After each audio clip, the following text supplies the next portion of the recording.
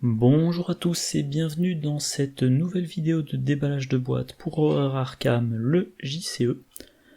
On continue sur les cartes truands de la boîte, le festin de Hemlock Vale, deuxième vidéo sur les cartes truands.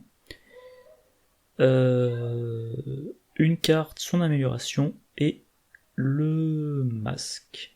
Ouais. Alors, première carte. Alors, comme je le disais dans la vidéo précédente, que j'ai fini d'enregistrer il y a 5 minutes, aujourd'hui le CG Builder ne marche pas, donc je me retrouve obligé de faire comme ça. J'arrive pas à afficher la page de la carte. Je peux afficher la page de recherche qui me montre le résultat de la recherche pour la carte, mais pas plus. Voilà.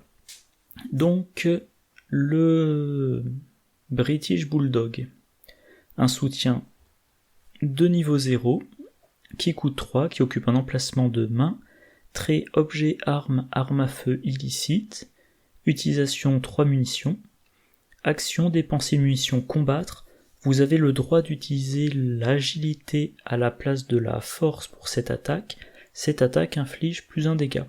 Réaction, après que vous avez échoué un test de compétence en discutant avec un ennemi, mettez en jeu le British Bulldog depuis votre main. La version de niveau 2, si j'arrive, voilà. Ah oui, mais je vais avoir du mal à comparer les deux. Donc, même coût, même nombre de munitions, on gagne plus 2 à la valeur de compétence au lieu de plus 1. Toujours plus 1 dégât, mais ignorez le mot-clé distant pour cette attaque. À retenir. Réaction, même chose. Donc, la carte de niveau 2 par rapport à la carte de niveau 0, elle vous donne un bonus additionnel de plus 1 à votre valeur de compétence, et elle vous permet d'ignorer le mot-clé distant lors de l'attaque. Voilà. Alors, l'arme à feu de référence au niveau 0, c'est le 45 automatique des gardiens, 4 pour 4 munitions, plus 1 à la force, qui a priori est quand même la meilleure compétence des gardiens pour faire 2 dégâts. Là, on est sur du 3 pour 3 munitions, a priori sa meilleure compétence à laquelle on a plus 1 au niveau 0, plus 2 au niveau 2, pour faire 2 dégâts. Et on peut attaquer les ennemis distants quand on a la version de niveau 2. Dans le commentaire, quelqu'un dit ça rappelle le flétrissement pour les truands. Effectivement, au niveau 0, les mystiques ont ce soutien qui a 4 utilisations, qui permet d'utiliser sa meilleure compétence pour faire 2 dégâts d'un coup. Mais il y a un effet secondaire potentiel. Là, cette arme à feu pour truand, meilleure valeur de compétence la plupart du temps pour faire les dégâts 2 par 2, pas d'effet secondaire, mais 3 utilisations au lieu de 4. Alors, la version de niveau 2 ignore l'effet distant. Alors j'ai regardé ce qui mentionnait l'effet distant. On a dans cette boîte, on a l'Ofuda, qui en action rapide permet de faire perdre alerte, distant, furtif et riposte à un ennemi non élite jusqu'à la fin du round. Là, le pistolet, il n'y a pas de limitation au non élite, mais c'est que pour l'attaque. Dès qu'on a fini l'attaque, on considère de nouveau l'ennemi comme distant. L'habileté au tir, donc un événement gardien de niveau 1, il permet de combattre dans un lieu connexe en ignorant distant et riposte. Et en cas de réussite de faire 1 dégât de plus. Donc l'habileté au tir, c'est je vais utiliser mon arme à feu pour tirer dans le lieu connexe et faire 3 dégâts d'un coup au lieu de devoir aller dans le lieu, engager l'ennemi, faire une attaque pour faire 2 dégâts, puis trouver le moyen de rajouter le 3e dégât. Alors, par contre, le British Bulldog, il ne permet pas de tirer dans un autre lieu. Voilà, alors le viseur télescopique des gardiens de niveau 3, il va permettre... voilà, c'est ça. Une fois par round, en l'inclinant, on va pouvoir cibler un ennemi non élite dans un lieu connexe. Pareil, on ignore distant et riposte. Si on joue sans les tabous, et ben l'arme à laquelle on a attaché le viseur télescopique, on peut plus l'utiliser pour combattre les ennemis engagés avec soi. Si on utilise la liste des tabous, il n'y a plus cette restriction. Donc, avec la liste des tabous, le viseur télescopique, ça vous permet d'attaquer les ennemis dans votre lieu, qu'ils soient ou pas engagés avec vous, qu'ils soient ou pas distants, mais également, une fois par round, ça permet d'attaquer un ennemi non élite dans un lieu connexe. Voilà. Qu'est-ce que j'allais mentionner ? Voilà, c'est là. Combat déloyal. Alors, combat déloyal, c'est une carte qui vient de la boîte précédente. On a une limite de 1 par investigateur. Tant que vous attaquez, discutez ou tentez d'échapper à un ennemi incliné, vous gagnez +2 à votre valeur de compétence. Réaction. Après que vous avez échappé à un ennemi incliné combat déloyal, effectuez une action combattre contre cet ennemi. Ignorez le mot-clé distant pour cette attaque. Donc combat déloyal, c'est une carte très intéressante dans les decks que moi j'appelle combat par l'évasion, où d'abord on échappe à un ennemi, voilà, et ensuite on le combat. Là le combat déloyal vous dit, comme vous combattez un ennemi incliné, vous avez +2, donc vous avez plus de chances de réussir votre attaque, et vous allez pouvoir combattre en réaction. Voilà, donc vous ne dépensez pas l'action pour combattre, ce qui compense le fait que vous ayez eu à dépenser une action pour échapper à l'ennemi. Et en plus, combat déloyal dit, si vous avez échappé à un ennemi qui est distant, et ben l'attaque que vous gagnez, que vous avez en réaction, elle peut le cibler même s'il est distant. Ensuite, il faudra l'engager pour pouvoir le combattre, mais là, pour cette attaque spécifique, ce n'est pas un problème. Là, si on combine combat déloyal avec le British Bulldog de niveau 2, on échappe à l'ennemi, on a le droit de combattre, donc on combat avec le British Bulldog, on combat avec son agilité, donc on va dire 3 ou 4, on a le +2 du British Bulldog, on a le +2 de combat déloyal, donc on est à 7 ou 8 de valeur de compétence pour ce combat. On ignore le mot-clé distant pour l'attaque, mais grâce au British Bulldog, on va pouvoir continuer à combattre vu qu'on continue à ignorer distant. C'est simplement qu'on n'a plus le bonus de +2 du combat déloyal. Mais ce que ne permet pas le combat déloyal, mais que permet donc justement cette arme à feu, c'est que si par exemple on a attaché énigme existentielle à un ennemi non élite, l'ennemi a gagné distant en continu, on peut continuer, on peut le combattre autant de fois que nécessaire avec le British Bulldog, alors que avec combat déloyal, il faudrait engager l'ennemi. Si on n'avait pas le British Bulldog mais une autre solution de combat, on se dirait, cet ennemi est distant, je ne peux le combattre que en étant engagé avec lui, donc il faut première action que je l'engage, deuxième action que je lui échappe, et combat déloyal, la réaction me dit, tu viens d'échapper à cet ennemi, tu peux l'attaquer en ignorant distant, ok. Et troisième action, dans mon lieu il y a un ennemi qui est distant, et je ne peux pas le combattre, il faudra que j'attende le prochain round pour faire la même chose, engager, échapper, combattre avec la réaction de combat déloyal. Voilà. Alors, la réaction que je n'ai pas encore trop mentionnée, après avoir échoué un test de compétence en discutant avec un ennemi, mettez en jeu le British Bulldog depuis votre main, les discussions ne provoquent pas d'attaque d'opportunité. Donc il y a plein de cartes que je ne mentionne pas dans cette vidéo, parce que je les mentionnerai dans d'autres, qui ont en effet discussion, choisissez un ennemi dans votre lieu, faites ceci, faites cela. Comme ces discussions, ça ne déclenche pas d'attaque d'opportunité, donc on ne se soucie pas de la présence de l'ennemi.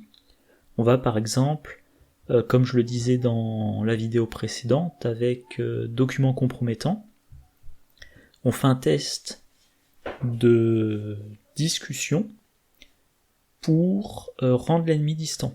Et si l'ennemi est distant, on n'a plus à s'en soucier. Sauf que si on se rate, on ne rend pas l'ennemi distant. Et donc on doit le gérer. Et là, cette action dit, t'as raté ta discussion qui devait te servir à échapper à l'ennemi, ou l'incliner, ou le rendre distant, ou enfin bref, le gérer temporairement ou définitivement, t'as raté, et là, en réaction, tu mets en jeu ta solution de secours, l'arme qui permettra de combattre cet ennemi qu'on n'a pas réussi à gérer autrement. Alors le truc, c'est que quand même, certes maintenant vous avez votre option de combat en jeu, mais si vous voulez combattre, il vous faut quand même dépenser l'action. Donc si vous ratez votre test de discussion sur votre dernière action du tour, vous mettez en jeu l'arme. Alors passage, c'est la mettre en jeu, pas la jouer, donc on n'a pas besoin de payer son coût en ressources.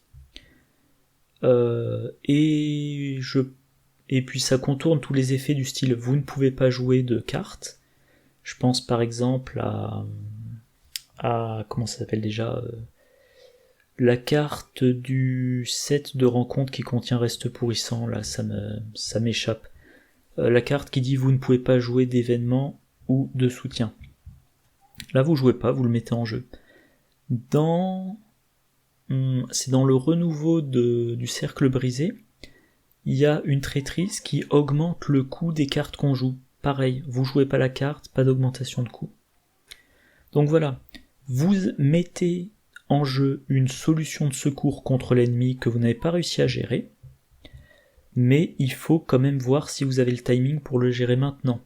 Donc soit il vous reste une ou plusieurs actions que vous utilisez pour combattre cet ennemi, soit vous dites, mon tour est fini, j'ai raté mon opportunité de gérer temporairement l'ennemi, conclusion, face des ennemis, il m'attaque, mais prochain round, j'ai mes 3 actions pour le vaincre en lui faisant jusqu'à 3 fois de dégâts. Voilà, bien évidemment, Alessandra Zorzi, vu qu'il y a un effet de discussion, et on pense à sa carte signature. Sa carte signature qu'elle a en triple, on l'attache... Putain, les enfants qui hurlent, ça me tape sur les nerfs. Donc la carte signature, on l'attache à un ennemi non élite, et pour une action de discussion, on peut déplacer l'ennemi auquel est attaché, séduire, donc le déplacer vers un lieu connexe révélé, soit effectuer une action échappée, alors point important, une action échappée dans le lieu, pas forcément contre cet ennemi auquel est attaché séduire, mais un ennemi dans le lieu, soit faire une action d'enquête basique dans le lieu, et voilà, ce sont les 3 options, mais point très important, alors la difficulté va très probablement être diminuée par tenue élégante, donc mettons que l'ennemi ait 2 d'évasion, et la difficulté est de 0, si de base il avait 3, la difficulté de 1, etc. etc. Donc de faibles risques d'échec, mais il y a toujours la possibilité d'échec, et en cas d'échec, d'un test de compétence, donc c'est-à-dire option échapper à ou option enquêter, on doit défausser séduire. Et si on défausse séduire, on n'a plus notamment la possibilité de déplacer l'ennemi attaché, donc on n'a plus la possibilité de se dire j'ai fini d'utiliser l'ennemi non chasseur pour cette phase des investigateurs, j'utilise mon action gratuite de discussion pour l'envoyer dans un autre lieu et m'éviter l'attaque à ce round-ci. Non, si vous ratez une action de discussion, vous défaussez séduire, vous perdez votre possibilité de déplacer à votre guise l'ennemi. Maintenant, vous devez le gérer jusqu'à ce que vous puissiez rejouer séduire sur lui. Et bien là, vous dites, hop, test échoué, donc je mets en jeu le British Bulldog, et comme je le disais tout à l'heure, si j'ai encore des actions, et ben immédiatement j'attaque. Si j'ai plus d'actions, j'attends le... je vais y arriver. J'attends le prochain round pour m'en occuper. Et voilà. Voilà. Je crois que c'est tout ce que j'avais à dire sur cette carte et son amélioration. Deuxième carte... Ah, j'ai oublié. Alors, attendez, je vais la chercher. Donc, c'est Masque du Renard. Masque du Renard. Donc, le masque des truands. Très belle illustration. Donc, un soutien qui coûte 1, qui n'occupe pas d'emplacement. Qui n'occupe pas d'emplacement. Limite d'un masque par investigateur. Utilisation 2 offrandes. Reconstituez une de ces offrandes après vous être déplacé hors d'un lieu où se trouve un ennemi. Action rapide, dépensez une offrande, vous gagnez plus d'en intelligence ou plus d'en agilité pour ce test de compétence, limite d'une fois par test. Que je revérifie. Voilà. Donc, je l'ai déjà dit plein de fois, moi je trouve les masques un peu trop puissants, ok. La reconstitution des offrandes, on en a déjà 2. Et pour les reconstituer, il faut se déplacer être dans un lieu dans lequel il y a un ennemi et en sortir. Sauf qu'en général, quand on a un ennemi dans son lieu, on gère l'ennemi, c'est-à-dire on va le vaincre, on va essayer de le vaincre. Et une fois qu'il est vaincu, on n'a plus à se presser de sortir du lieu si c'est pas nécessaire. Qu'est-ce que je vais dire ? Oui, ou si on le vainc pas l'ennemi, si on ne vainc pas cet ennemi, souvent c'est que on peut le laisser derrière soi, on s'en occupe plus. Ça va être un ennemi, je sais pas moi, 3-3-3 non chasseur, on lui échappe, à la fin, avec sa dernière action de la phase d'investigation, on se dit j'ai plus rien à faire dans ce lieu, je sors, l'ennemi est resté derrière moi, voilà. Mais dans ce cas-là, cet ennemi va vous permettre de regagner une seule offrande sur toute la partie. Si vous voulez reconstituer régulièrement les offrandes, il va falloir souvent sortir d'un lieu qui contenait un ennemi, donc soit piocher beaucoup d'ennemis au cours de la partie, soit avoir un truc pour sortir plusieurs fois du lieu qui contient le même ennemi, donc avoir un système de déplacement des ennemis. De nouveau, énigme existentielle, j'en parlais dans la vidéo précédente. Événement chercheur de niveau 1 qui coûte 1, trait perspicacité paradoxe, discussion, choisissez un ennemi non élite dans votre lieu et effectuez un test de volonté ou d'intelligence de difficulté 8. La difficulté de ce test diminue de 1 pour chaque autre carte dans votre main. En cas de réussite, échappez automatiquement à l'ennemi choisi et attachez-lui énigme existentielle. L'ennemi attaché gagne distant. Donc maintenant vous avez un ennemi non élite. A priori vous faites ça sur un ennemi chasseur. Le test, vous le rendez réussissable. S'il est réussi, vous avez échappé à l'ennemi. Donc il ne vous préoccupe plus pour ce round. Vous n'êtes pas pressé de sortir du lieu. Mais quand vous sortirez du lieu, une offrande sur le masque. Et cet ennemi, vu qu'il est chasseur, à une phase des ennemis, il va vous chasser et entrer dans votre lieu. À votre phase d'investigation suivante, vous profiterez de sa présence dans votre lieu, Et avec votre dernière action de la phase d'investigation, vous sortez du lieu, de nouveau, une offrande sur le masque. Et si par hasard... Allez, je vais prendre un cas concret. C'est pas serpent de yacht, donc c'est... Alors, je sais plus comment il s'appelle. Alors, j'ai plus son nom en français. Bon, ben voilà, ce serpent-là qu'on a dans la civilisation oubliée, il est chasseur. Si jamais vous en piochez 2 et que sur chacun des 2 vous pouvez jouer énigme existentielle, les 2 vous suivent et donc à chaque round vous sortez du lieu. Alors je vais vérifier la formulation. Non, pour que ça marche, il faut à 2 reprises dans le round sortir d'un lieu avec un ennemi. Donc là, ça sera, si vraiment vous faites un deck qui se déplace de 2 lieux chaque round, vous pouvez éventuellement dire je suis dans le lieu A, j'en sors, il y avait un ennemi plus une offrande, j'effectue une action dans le lieu B, je sors du lieu B, il y avait un ennemi dans ce lieu, deuxième offrande, face des ennemis, le chasseur du lieu B arrive dans mon lieu, le chasseur du lieu A arrive dans le lieu B, et moi, mon tour, je vais repasser dans le lieu B,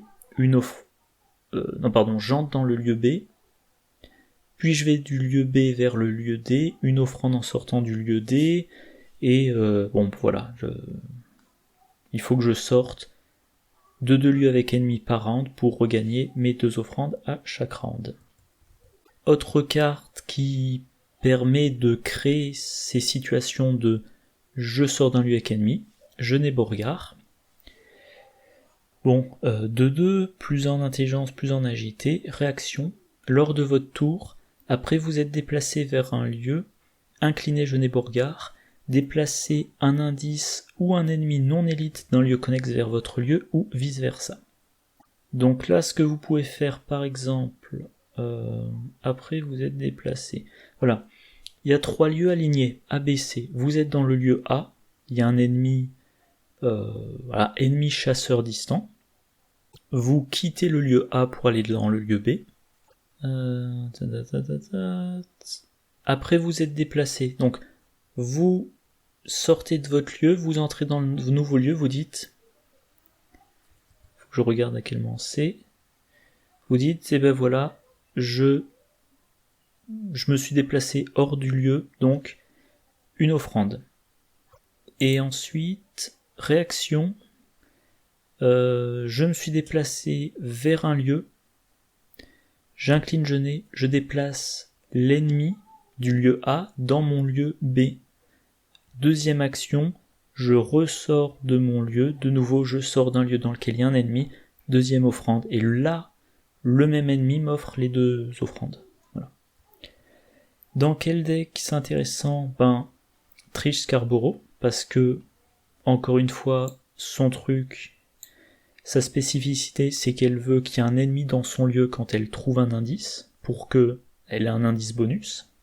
Voilà, donc, elle laisse des ennemis derrière elle, des ennemis qui, pour jusqu'à 2 d'entre eux, sont distants grâce à énigme existentielle. Donc, dans le lieu A, elle a utilisé sa réaction pour avoir un indice bonus, elle va dans le lieu B, face des ennemis, là elle a son offrande, face des ennemis, l'ennemi arrive dans son lieu, phase d'investigation suivante, elle trouve un indice, elle utilise sa réaction pour un indice bonus, elle quitte le lieu, et voilà. Son objectif, c'est qu'à chaque fois qu'elle trouve un indice, il y a un ennemi qui ne la traquera pas pendant phase ennemie, qui est là pour l'indice bonus. Finn Edwards, comme il a une action supplémentaire pendant son tour pour les évasions, il peut, alors dans une certaine mesure compte tenu de sa faiblesse, il peut choisir de ne pas combattre les ennemis. Phase du mythe, il pioche un ennemi. Phase d'investigation, première action, il utilise l'action bonus pour une évasion. Si l'évasion est réussie, 2 actions pour prendre les indices du lieu. Troisième action, il sort du lieu. Hop, il a une offrande. Et si à la phase du mythe suivant, 2 à la phase du mythe suivante, il pioche un nouvel ennemi, même chose, une action d'évasion, 2 actions d'enquête, une action pour sortir du lieu, et il gagne une offrande. Voilà. Et enfin, montrer Jack. Alors lui, montrer Jack, ce qu'il veut, c'est sa réaction.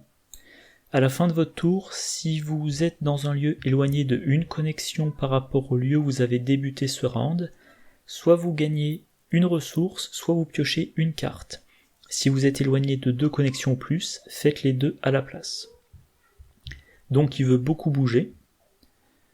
Je crois que quand je l'avais joué, j'avais essayé de mettre 2 éclaireurs dans son deck pour pouvoir le déplacer de 2 lieux à chaque round, après avoir joué les 2 éclaireurs bien sûr. Donc c'est pareil, comme il se déplace très vite, il va essayer de créer de la distance avec les ennemis, donc il va pas chercher à tous les tuer. Il a également son soutien, sa carte signature, le fidèle fouet, qui lui permet de combattre avec son agilité, et un bonus... Ah non, pardon, c'est l'autre. C'est celui-là. Là, de combattre avec son agilité, et en cas de réussite, d'échapper automatiquement à l'ennemi. Donc voilà. Première action de son tour, un combat pour échapper automatiquement à l'ennemi, après lui avoir fait un dégât vu que c'est une action de combat. 2 actions qui lui restent pour vider le lieu de ses indices. Une fois que le lieu est vidé de ses indices, éclaireur ou raccourci ou un autre effet de déplacement qui ne requiert pas d'action, pour sortir du lieu et s'éloigner du lieu dans lequel il a commencé le round, une offrande, et l'ennemi, soit il sera de nouveau engagé avec lui quand il reviendra dans le lieu, soit éventuellement l'ennemi le rattrapera et cet ennemi lui fournira peut-être d'autres offrandes. Voilà. Ouais, je suis un poil long sur cette vidéo. Bon, le petit récap. Alors que je retrouve ça. Le British Bulldog, c'est